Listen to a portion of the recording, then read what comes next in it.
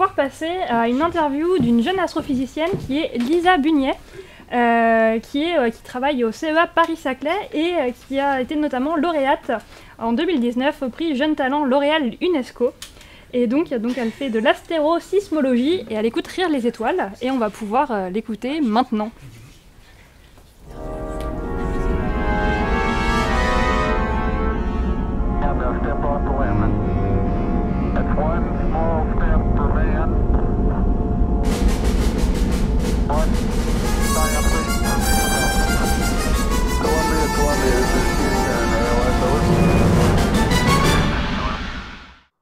Donc, on continue la nuit du Big Bang au Big Band et nous accueillons ma collègue Lisa. Bonsoir Lisa.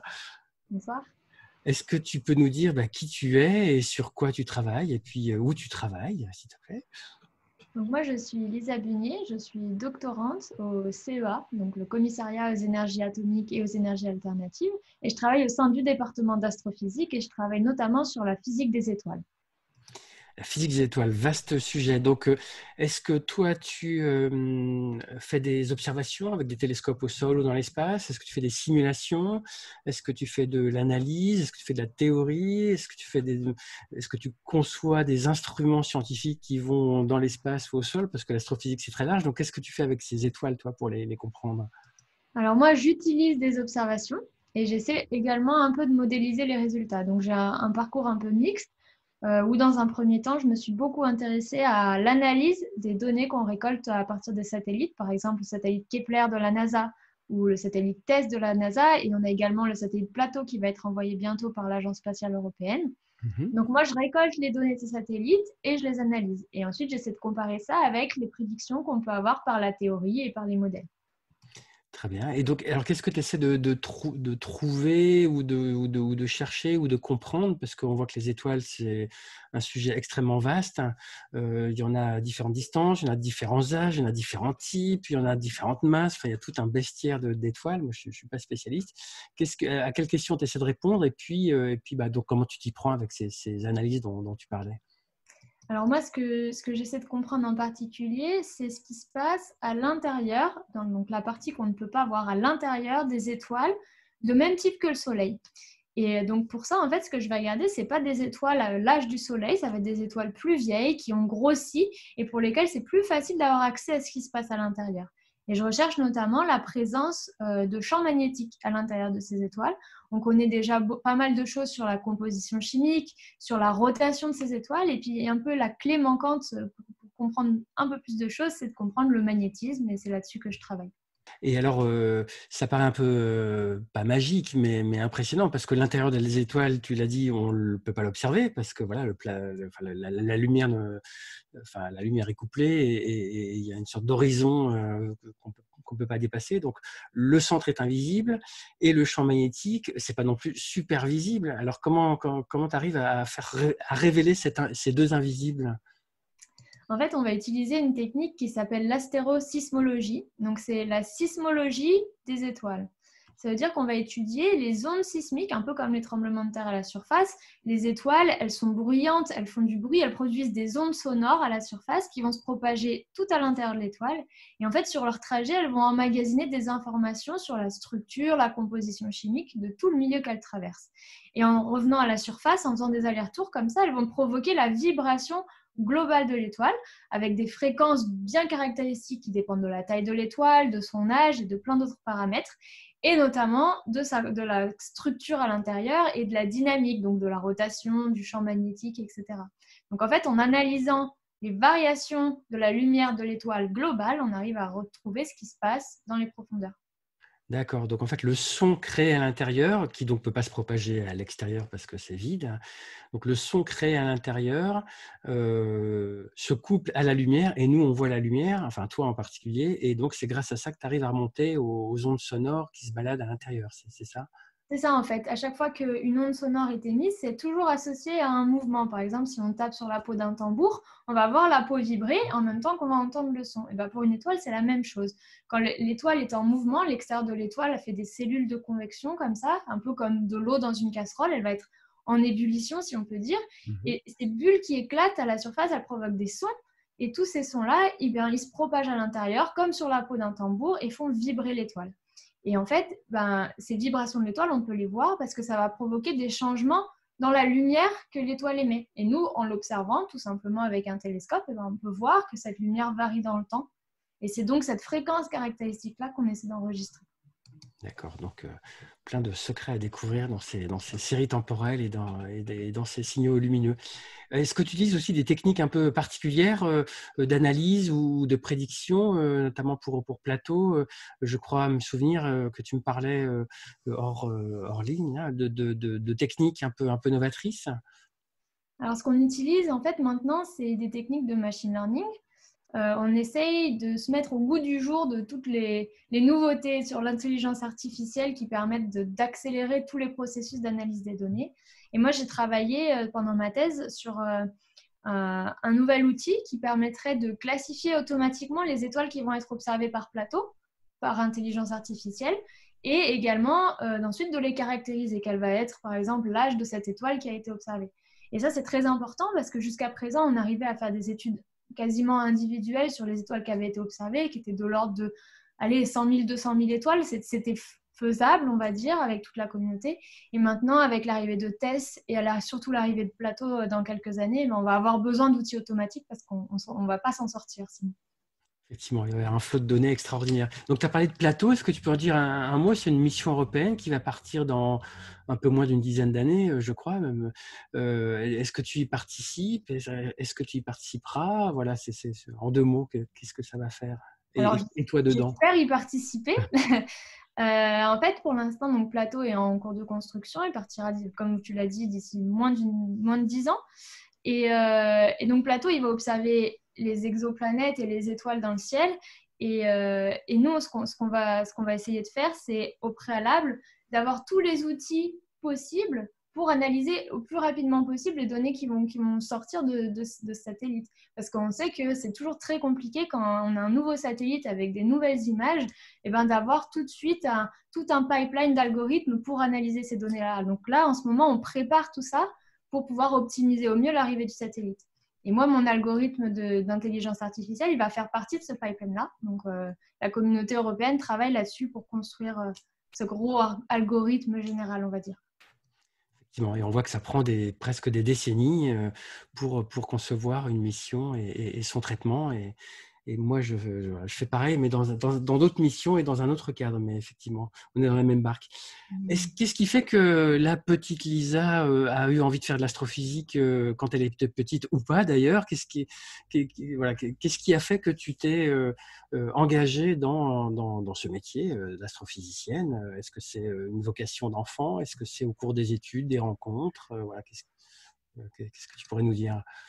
Pour moi, j'ai su que je voulais faire ça très tôt. Je ne savais pas exactement ce que c'était, mais j'étais convaincue que c'était ce que j'allais faire. En fait, c'était très simple, c'est que mon papa s'est beaucoup intéressé aux objets du ciel quand j'étais petite. Il a acheté un télescope, et puis un plus gros, puis un plus gros, puis à la fin, on a eu un véritable observatoire dans le jardin. Et mon père, du coup, était ce qu'on appelle un astrophotographe qui observe toutes les choses qu'on peut voir dans le ciel, les nébuleuses, les galaxies. Il fait des photos magnifiques avec ça. Et moi, je trouvais ça super. Et surtout, je voulais comprendre ce que c'était et comment ça s'était formé et pourquoi c'était aussi gros, pourquoi c'était aussi loin. Et donc, c'est pour ça que je me suis lancée là-dedans. Quel est ton parcours brièvement qui t'a permis de passer de cet émerveillement de curiosité qui est une caractéristique humaine très partagée à devenir astrophysicienne à l'Université Paris-Saclay, là au CEA? Alors, dans mon cas, j'ai fait donc des études scientifiques. J'ai fait une classe préparatoire en physique-chimie. Et à la suite de ça, en fait, donc les classes préparatoires, c'est surtout fait pour aller en école d'ingénieur initialement. Et puis moi, je n'avais pas envie parce que je ne voulais pas être ingénieur. Et donc, j'ai déposé un dossier à l'École normale supérieure de Paris et j'ai été acceptée dans le département de géosciences. Donc, en fait, j'ai fait des sciences de la Terre, de la physique, de l'atmosphère terrestre, des océans, etc. Donc, c'est un parcours un peu particulier, c'est assez rare en astrophysique. Et puis, pour la dernière année de mes études en master, je suis revenue au sein du master d'astrophysique de Paris pour complémenter un peu mes connaissances, surtout en astrophysique. pour revenir dans le droit chemin, en quelque sorte. Ah. Et donc, alors, ton parcours a l'air assez réussi, parce que je crois que tu as eu un prix assez prestigieux avec une fondation très connue récemment. Est-ce que tu peux nous en parler en toute modestie? Oui, donc il s'agit du prix de la Fondation L'Oréal et de l'UNESCO qui agissent dans le monde pour soutenir les femmes. Donc dans le cadre de ce prix-là, c'est soutenir les femmes scientifiques parce qu'on sait qu'il n'y a pas assez de femmes dans les milieux scientifiques par rapport au ratio homme-femme, c'est pas normal. Et donc ils essayent de mettre en avant des jeunes femmes, des jeunes carrières qui sont prometteuses. Et donc, moi, j'ai eu la chance d'obtenir ce prix-là. Donc, c'est un prix complètement multidisciplinaire. J'ai des collègues en biologie qui ont obtenu ce prix également. Voilà, chaque année, 30 jeunes femmes sont récompensées pour ça. Et ça nous permet, avec un budget qui nous est alloué, de pouvoir partir en conférence, de rencontrer de nouvelles personnes, également d'acheter du matériel pour celles qui en ont besoin. Donc, c'est un très bon coup de pouce. C'est très mérité et on est ravis que tu l'aies eu. Est-ce que tu aurais et puis félicitations, bien entendu, c'est tout à fait mérité. Est-ce que tu aurais des conseils justement aux jeunes qui nous écoutent, alors jeunes filles en particulier, mais pas que, sur l'idée peut-être qu'ils ou elles se font de ces métiers extraordinaires, attractifs, mais qui paraissent peut-être éventuellement trop compliqués, ou en tout cas, voilà, est-ce que toi, tu aurais des conseils à donner à des jeunes filles ou à des jeunes en général? Moi, je pense que ce métier-là, il n'est pas plus compliqué qu'un autre. Je pense qu'il faut juste, par exemple, quand on choisit ses études, avoir l'objectif en ligne de mire. Et puis après, peu importe le chemin qu'on prend finalement, du moment que c'est ce qu'on veut, on va y arriver. Je pense qu'il ne faut pas du tout se décourager vis-à-vis de quelconque difficulté tout au long du parcours. Je pense que de toute façon, quand on veut quelque chose, on l'obtient. Donc voilà, ne vous découragez pas et ça vaut le coup. Merci sur ce message de curiosité et de courage. Merci pour ta contribution. Bonne continuation et puis peut-être à l'année prochaine dans ce même festival. Donc en présentiel, on espère tous l'année prochaine. Bonne soirée. Je vous remercie. Au revoir. Au revoir.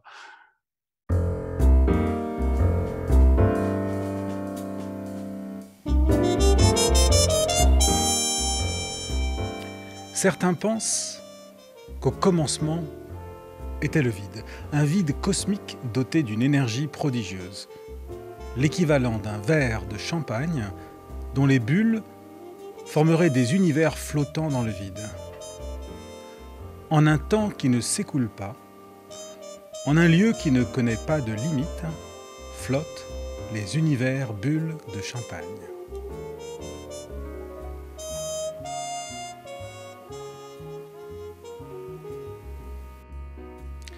Parmi eux se trouve notre univers.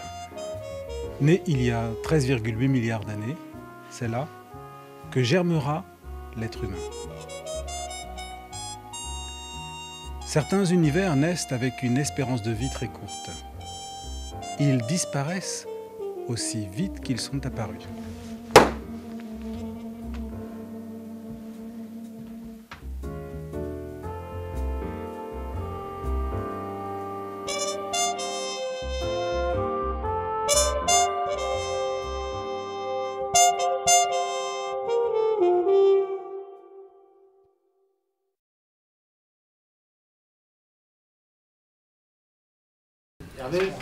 Et nous sommes de retour en live. J'espère que le petit intermède présenté par David et Vincent qui jonglaient avec des ballons d'hélium vous a plu.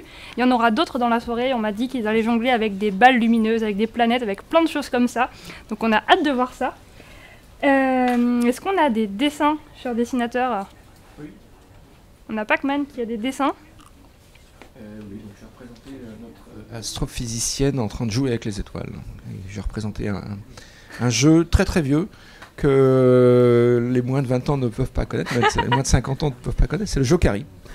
Voilà, donc, Je connais, je m'en souviens. J'ai pas joué beaucoup, mais je connais, j'ai la référence.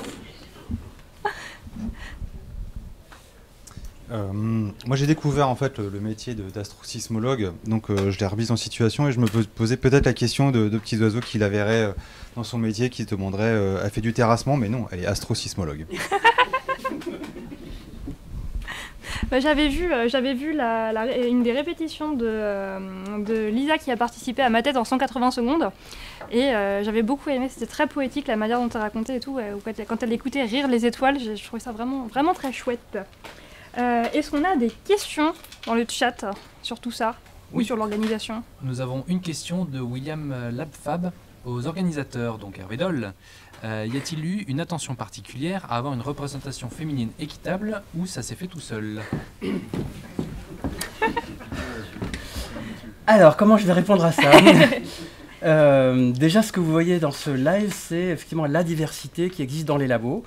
Il y a beaucoup de jeunes, il y a des filles, il y a des garçons, il y a voilà, une diversité.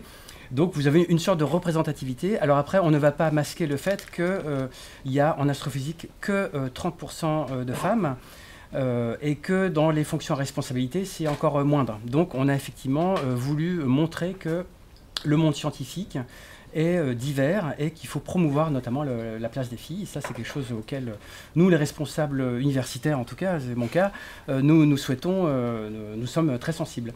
Donc c'est à la fois, disons, une volonté normale de montrer que voilà, tout le monde peut faire de la science. Et puis dans les labos, il y a plein de gens, peut-être que vous ne connaissiez pas, qui sont sur ce plateau et dans ce live toute la nuit. Donc on est ravis de vous les faire découvrir. Et voilà, vous voyez que la science peut être faite par tout le monde. Il faut effectivement avoir une attention particulière pour les femmes qui composent à peu près la moitié de l'humanité, il semblerait. Voilà, donc il faut absolument que tout le monde soit présent. Pareil pour d'autres minorités, etc. Donc non, c'est une volonté et puis c'est une partie de la réalité. Voilà. Je ne sais pas si je réponds à la question, mais en tout cas, on a fait très attention à ça. Vous voyez aussi que les animateurs, il y a une certaine parité, comme l'humanité. Waouh, le scoop. Donc voilà. Et moi, je voudrais ajouter en tant que femme que si vous voulez faire de la science, si vous voulez faire des mathématiques, ou peu importe ce que vous voulez faire, ne laissez personne vous dire non, vous n'êtes pas faite pour ça sous prétexte que vous êtes une fille ou une femme.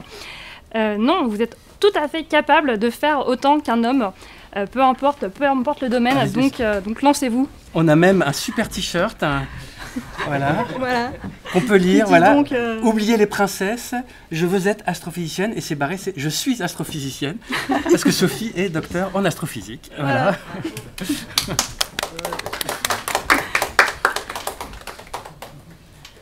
Et voilà, et pareil, si vous voulez faire de la vulgarisation ou quoi que ce soit, mais lancez-vous, n'ayez pas peur de quoi que ce soit, faites-le. On a plein de témoignages qu'on a un petit peu coupés pour le montage dans cette nuit spéciale, mais que vous verrez tout l'été avec les autres séquences qu'on montrera globalement, où beaucoup de collègues racontent leur parcours, pourquoi ils sont devenus astrophysiciens ou astrophysiciennes, et vous verrez la diversité des parcours, mais ce qui ressort vraiment, c'est je n'ai pas écouté, comme tu disais, ce que les gens me disaient, j'ai suivi ce que j'avais envie de faire, et de fait, ça a très très bien marché pour elles et pour eux. Eh bien, merci beaucoup.